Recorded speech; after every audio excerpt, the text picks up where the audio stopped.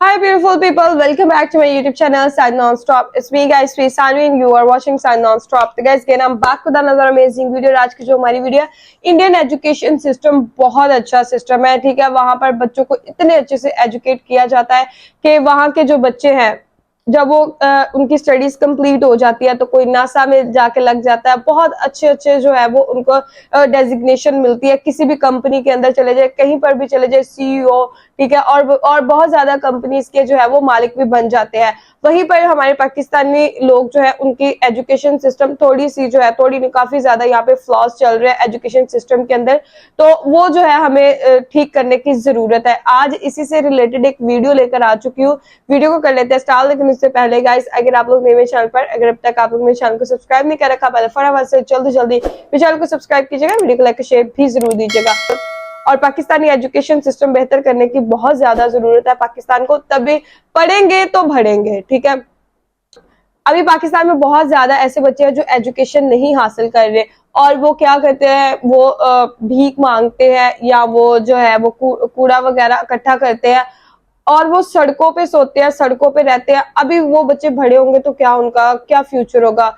अब वो पढ़ेंगे ही नहीं तो जाहिर बात है वो फिर डिफरेंट किस्म की जो क्रिमिनल एक्टिविटीज होती है उनमें पार्टिसिपेट करेंगे, रॉबरी होगी, ठीक है, टेररिज्म, ये वो सारी चीजें जो है ना फिर अंदर काउंट होती हैं क्रिमिनल एक्टिविटी में।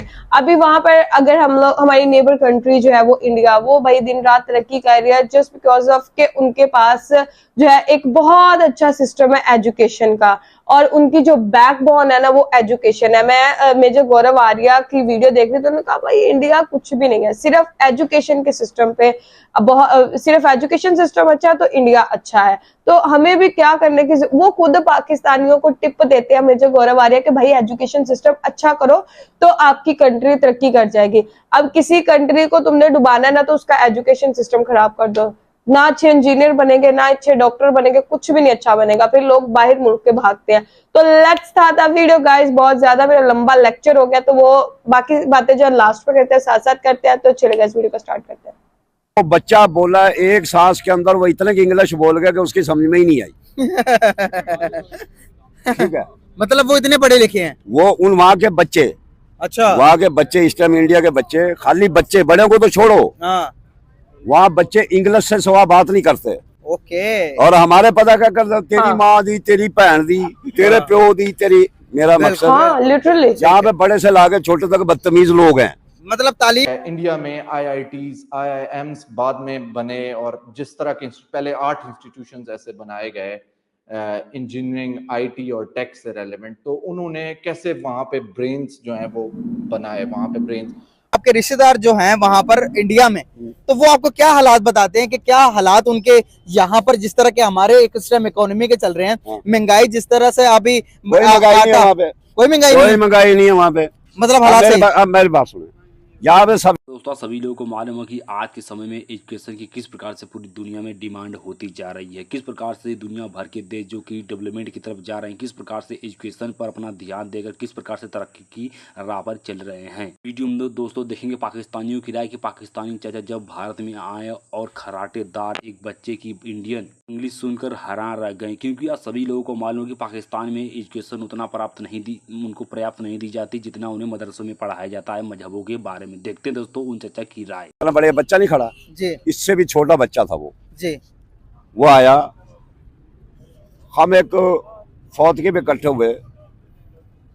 मैं उससे क्या लगा, महा के यार आप, एक हमारा रिश्तेदार था उसकी एलएलबी तालीम थी, मसलन उस वकील था, बिल्कुल लॉयर ठीक था, हो गया। बिल्कुल मैं उससे क्या लगा, महा यार आप वकील हैं, जी आप सब कुछ कानून को सारा समझते हैं, सारा कुछ आपने पढ़ा है, जी महा यार मैं आपके मुकाबले में बच्चे को बैठाता हूँ। ओके। अंदाजा करो वो बच्चा बोला एक सांस के अंदर वो इतने की इंग्लिश बोल गया कि उसकी समझ में ही नहीं आई।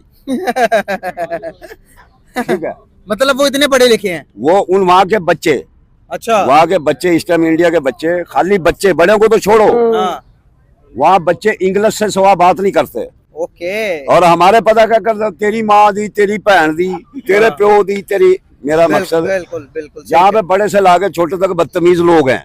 मतलब तालीम इज द फर्स्ट प्रायोरिटी होनी चाहिए वहाँ पे सहूर है बोलने का।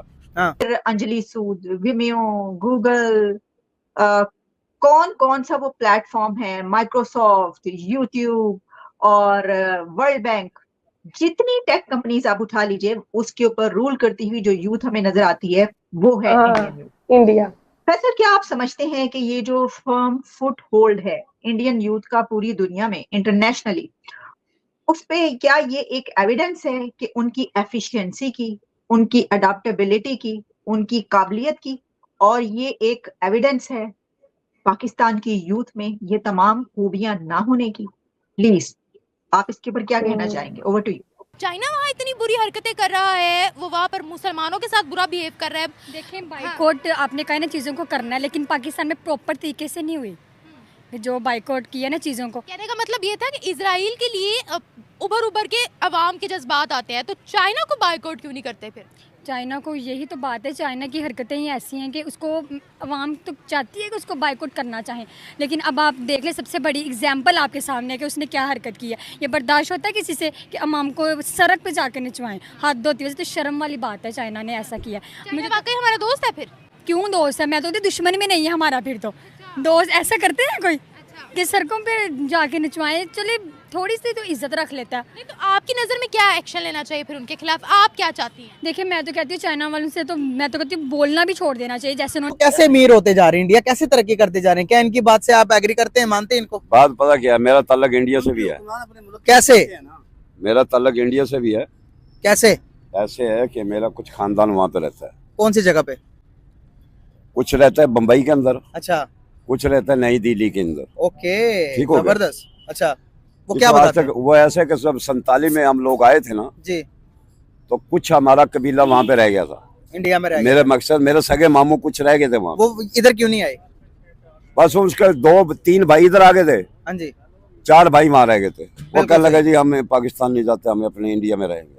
इसके लिए हमें थोड़ा सा ये एक्सप्लोर करने की जरूरत है कि जब पार्टीशन हुई तो उसके बाद इंडिया ने क्या ऐसे स्टेप्स लिए अपनी एजुकेशन में, क्या ऐसा जो है रिफॉर्म्स लाए जो हम नहीं ला सके हमारे एजुकेशनल सिस्टम में, या हमारे कोई ऐसे इंस्टीट्यूशंस नहीं बिल्ड हुए।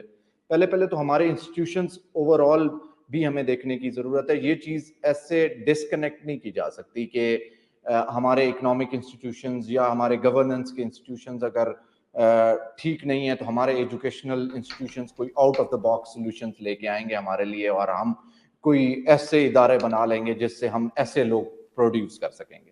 तो हमें वो भी चीज़ें देखने की ज़रूरत है। बट अब अगर देखें कि पार्टीशन हुई तो प्राइम मिनिस्टर जो नेहरू हैं, उन्होंने जैसा कि इंडिया में IITs, IIMs बाद में बने, और जिस तरह के पहले 8 इंस्टीट्यूशंस ऐसे बनाए गए इंजीनियरिंग, IT और टेक से रेलेवेंट, तो उन्होंने कैसे वहाँ पे ब्रेन्स जो हैं वो बनाए, वहाँ पे ब्रेन्स।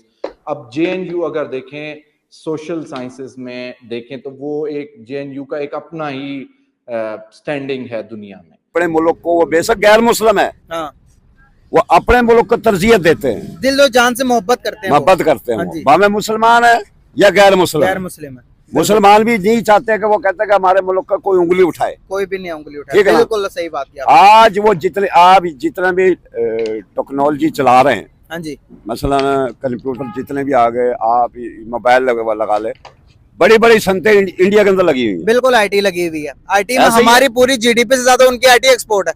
ऐसे ही है ना, बिल्कुल ऐसे ही है, वो डॉलरों में पैसे इकट्ठे कर रहे इकट्ठे कर रहे हैं। हैं। और हमारे मुल्क के जो ये बड़े जो बैठे हैं, माशाल्लाह, अब क्या कहूँ, बड़े हाजी नमाजी हैं, बड़े तजती हैं, सुबह उठ के ना जाना के 4 बजे तहज्जुद पढ़ते हैं।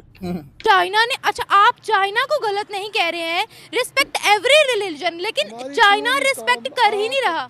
आप पूरी कौम अजीम कौम है, पाकिस्तानी कौम एक अजीम कौम है, बात कर रहे हैं। जो आका अलैहिस्सलाम के फरमान के मुताबिक ये मुल्क बना है अच्छा कि मुझे इधर से ठंडी हवा आ रही है, अच्छा और जब ये मुल्क बन गया है तो ये एक अजीम कौम है। अच्छा लेकिन अब इसके अंदर जो गंदे अंडे हैं उनका हम क्या करें? अच्छा, नहीं मैं बात करी चाइना के अंदर जो अमाम मौजूद है, जहाँ पर मुसलमान मौजूद है, उनके साथ अच्छा सलूक नहीं हो रहा। मैं अर्ज करता हूँ कि वहाँ पर भी जो मौलवी है, मौलवी को चाहिए कि वो दीन के मुताबिक अपनी ज़िंदगी गुजारे, तो फिर वो जो चाइनी है ना, वो खुद मुसलमान हो जाएंगे। अच्छा, तो वहाँ के मुसलमान ऐसा क्या करते हैं जो चाइना तंग है? चाइना ना तंग है ना चाइना को कोई तंग कर सकता है। चाइना बिल्कुल ठीक है। वो जो मौलवी है ना, आप उनको कहें कि वो ठीक हो जाए।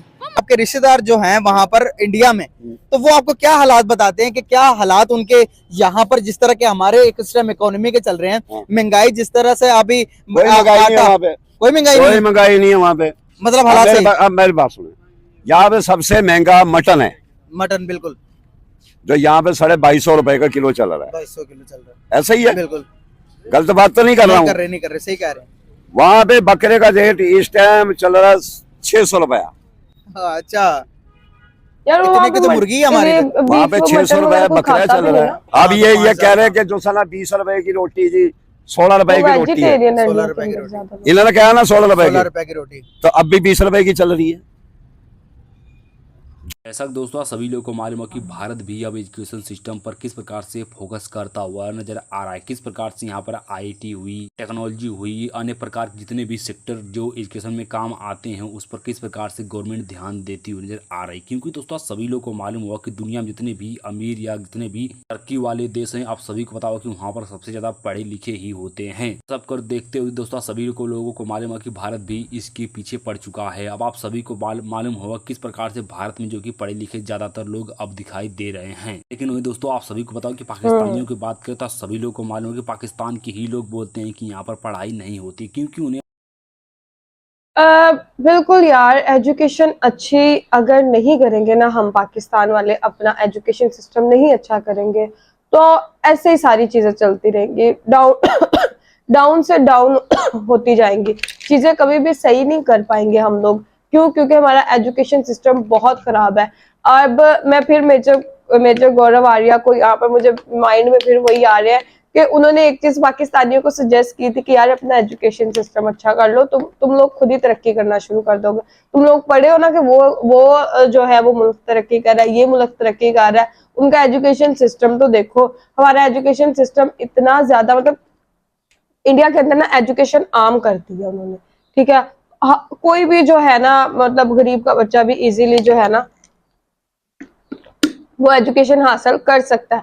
बट क्या है कि पाकिस्तान के अंदर एजुकेशन सिस्टम इतना ज्यादा इन्होंने हर किसी के लिए, आम लोगों के लिए जो है ना टफ कर दिया। बड़े बड़े स्कूल्स खोल दिए, मतलब अगर इंग्लिश मीडियम स्कूल में जाना है, अच्छे स्कूल में जाना है तो 10 से 15 हजार भाई फीस लगेगी, ठीक है। और अगर 10 से, अब यहाँ पे जितनी गुर्बत चल रही है और 10 से 15 हजार रुपया फीस कैसे कोई पे कर सकता है? अब गरीब लोग हैं वो फिर क्या कहते हैं, वो कहते हैं छोड़ो परे, क्या हम रोटी पूरी करें, हम एजुकेशन पूरी करें, हम क्या करें? जब तक एजुकेशन का निजाम पाकिस्तान में अच्छा नहीं होगा पाकिस्तान तरक्की नहीं कर पाएगा। बिकॉज आगे जो इंटरनेशनल लेवल पर जो लैंग्वेज बोली जाती है इस टाइम पर वो इंग्लिश है।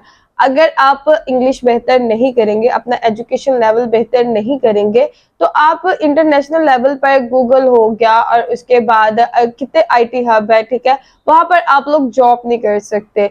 और नासा वगैरह की कंपनियां, गूगल के अंदर ये वो हर जगह तुम लोगों को इंडियंस नजर आएंगे और बहुत अच्छी अच्छी पोस्ट के ऊपर नजर आएंगे।